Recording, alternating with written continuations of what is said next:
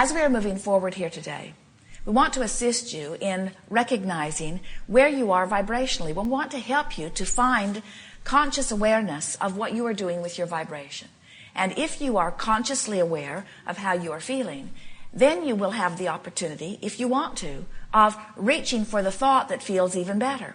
And that really is the most powerful tool that we could ever give anyone, because when you think about it, I am my vibrational center, and everything that's happening to me is coming in response to the vibration that I'm emitting. So if I'm aware of the vibration that I'm emitting, and I'm constantly reaching for a better vibration, then is not my life on all fronts improving in a steady way? And we say, yes, it has to be. So sometimes, by virtue of what you're observing in your experience or those up close to you, around you, you see something that, let us say for the sake of our example, makes you feel powerless. It makes you feel maybe vulnerable. Let's say that the emotion that you feel is one of powerlessness or depression. Now, the reason that we are starting there is because we know the powerful being that you are, and we know the intention that you came forth into this physical experience. And we know that there is nothing that will feel worse to you than the opposite of that which you really are. And that which you really are is source energy. That which you really are is freedom expressing here and now. So the very worst feeling emotion has to be that suffocating feeling when you feel lack of control. And the emotion that you often describe when you are offering that vibration, we hear you use words like grief or words like betrayal or words like depression. The words don't matter so much. There's only two emotions. One feels good and one feels bad, and then there's that infinite range in between. You have lots of different names for the way you feel along this continuum, but let us say, for sake of this example, that deep depression, that feeling of grief, that feeling of not being able to do something about it, that powerless, lost feeling, let us describe that as the most disconnected vibration that you can achieve. So there you are in your depression. Now, the thing that we want you to hear is, you might come to an Abraham gathering, or you might talk with someone who has been to one, and in your depression, as they're observing you, they might say to you, hey, you got to think some happy thoughts. You need to cheer up. You need to stop being so negative. In which case you might want to say to them, you need to drop dead, because you don't have access to that bright, happy thought or feeling, even though you have thought happy things before, even though you have had access to happy thoughts at other times. In this moment of that vibration that feels like it's sucking the life right out of you, you don't have access to that bright, happy thought.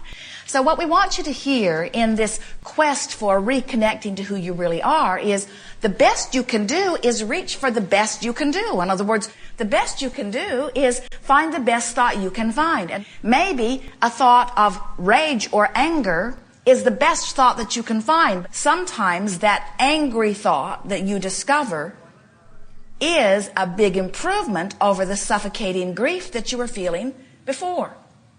You see what we're getting at?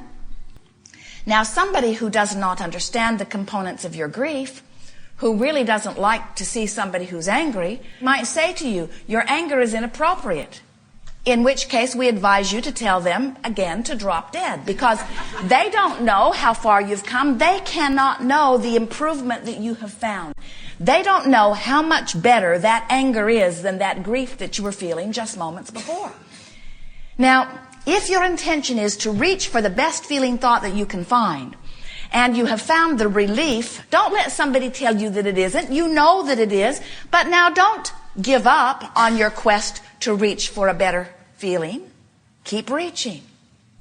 So, what we've noticed is, as you're depressed or disempowered, and you reach for an angry thought, you might not have even reached very hard for it. It came easily to you, and you felt the relief of it. If you can stop in that relief and say, this is an improvement, I have deliberately made improvement, now you'll stabilize in that different vibration, and now you have access to an even less angry thought. So now if you reach for an even less angry thought, you'll feel the relief of that less angry thought. And as you stabilize there and continue your mantra of, I'm going to continue to make the best of where I am, I'm going to continue to reach for the best feeling thought, you might find an outrageously frustrating thought, which is relief from that angry thought. And as you stabilize, as you take the time to stop and pat yourself on the back and say, I am feeling better, I'm feeling better. I feel so much better than the depression that I had 2 days ago. And I feel even better than the anger that I wallowed around in all day yesterday.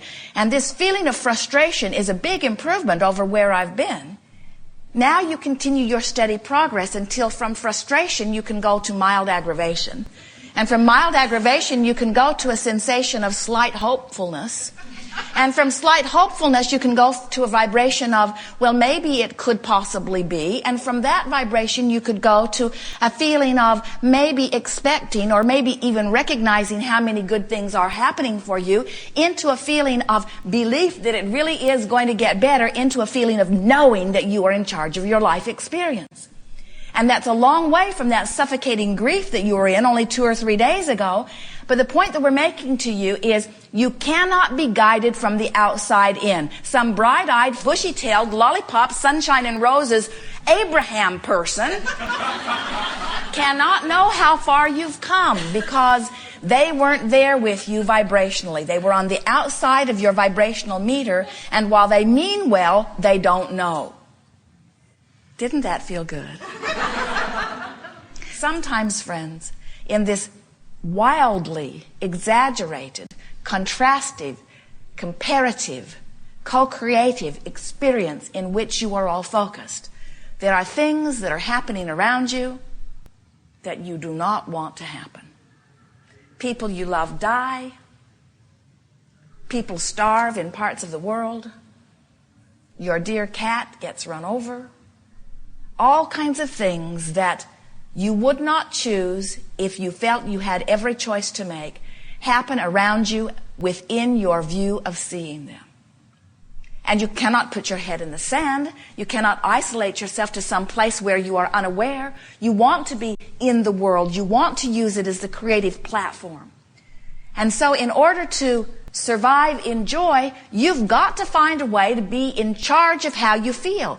You've got to show yourself that even with all of this happening, that you can focus in a way that makes you feel terrible, or you can focus in a way that makes you feel less terrible.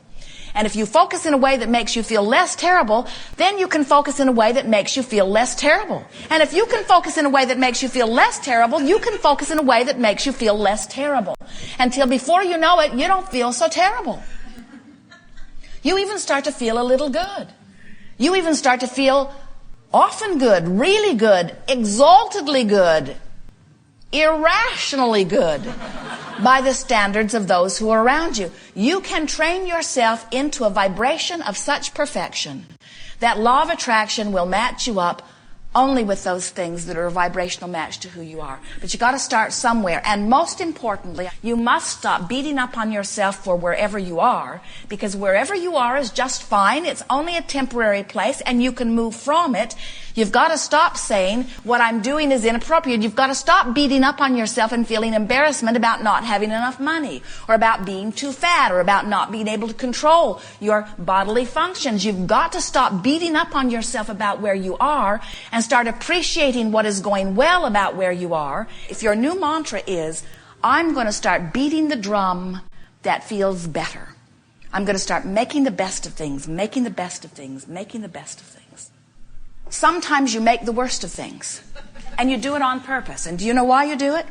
You make the worst of it because you don't like where you are, and you're complaining about where you are, and other people are seeing you where you are, and you think that you should explain how you got to where you are. So you keep making an exaggerated worst of things in order to explain why you're not in a better place. And we say, don't do that. Because when you make the worst of it, instead of moving from not feeling so good into a better and better and better and better and better feeling place, when you're making the worst of it, you're moving into a worse place. So something happens, you observe it, you take the hit, it doesn't feel good, and then you are embarrassed because you have negative emotion. Do you feel embarrassment when your gas tank indicator tells you that you're on empty? Or do you just go get some more gas? You don't condemn your indicator for telling you that you need more fuel.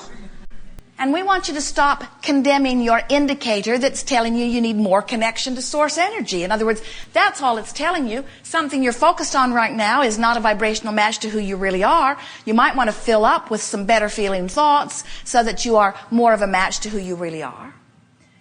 So when you are realizing that your emotions are your friend, your emotions are letting you know what you are doing vibrationally. Your emotion is letting you know how full of who you really are you are, or how much you are pinching off who you really are. You know what negative emotion is? Negative emotion is how you feel when you've chosen a thought that your inner being doesn't agree with. If your inner being is in agreement with your thought, your inner being joins you fully and you feel full.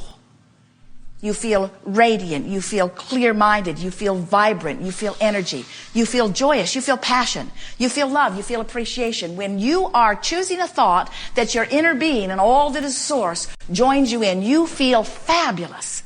But when you choose a thought that is you out here on your screwy leading edge, choosing something that is absolutely incomprehensible in terms of what source knows to be. Things like, I'm bad, or I'm unworthy, or I'm not blessed. Things like, I'm not good enough, or I'm not smart enough. Things like, I should have done something differently, and now because I have done something differently, now I'm in a condemned, unblessed place. When you choose those thoughts and you beat the drum of them, you just hold yourself out there in the darkness for a while. Not because light is not shining all over you, it is, but you put up your big umbrella shade and you're just keeping yourself separated from the source that is really you, from the source that is always beaming to you, from the source that is always available to you.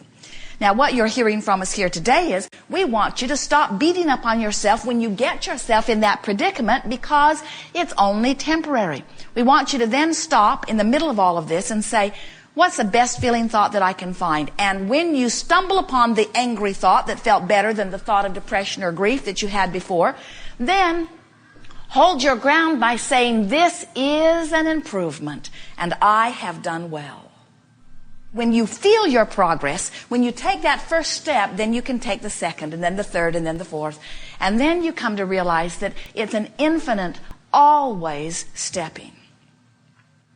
As you are traveling from San Diego to Phoenix, down Interstate 8, beautiful drive across the desert. About halfway is Yuma. Not much to do there. No great restaurants. It's never the place Jerry and Esther decide to stay. But they pass through Yuma every time on their way. When they get to Yuma, they don't belittle themselves for not being in Phoenix. They accept that it's part of the journey. So when you are in your angry place, don't belittle yourself for not being in your joy, because it's just part of the journey. Instead, accept it as part of the journey. Take charge of the journey. In other words, can you imagine somebody finding themselves in Yuma and just collapsing? I wanted to be in Phoenix, and here I am in Yuma. I'm a failure. People call you on your cell phone. Are you in Phoenix? No. I'm in Yuma. Oh, I'm so sorry for you, they say. I know how much you wanted to be in Phoenix. You don't panic and just keep driving back and forth between San Diego and Yuma. You accept that you're partway there. And you don't beat up on yourself for being partway there. You accept that you're partway there, and you take pride in the journey that you've made already. And you take solace in the fact that if you've come this far, you can go further. You are in charge of the thoughts that you think, and you are in the charge of the way you feel.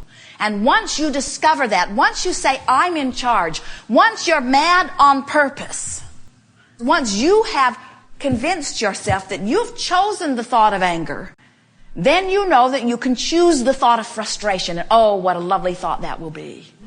You can choose the thought of overwhelmment. And oh, what a lovely thought that would be in relationship to those other thoughts that you've thought along the way. We want you to take control of your thinking.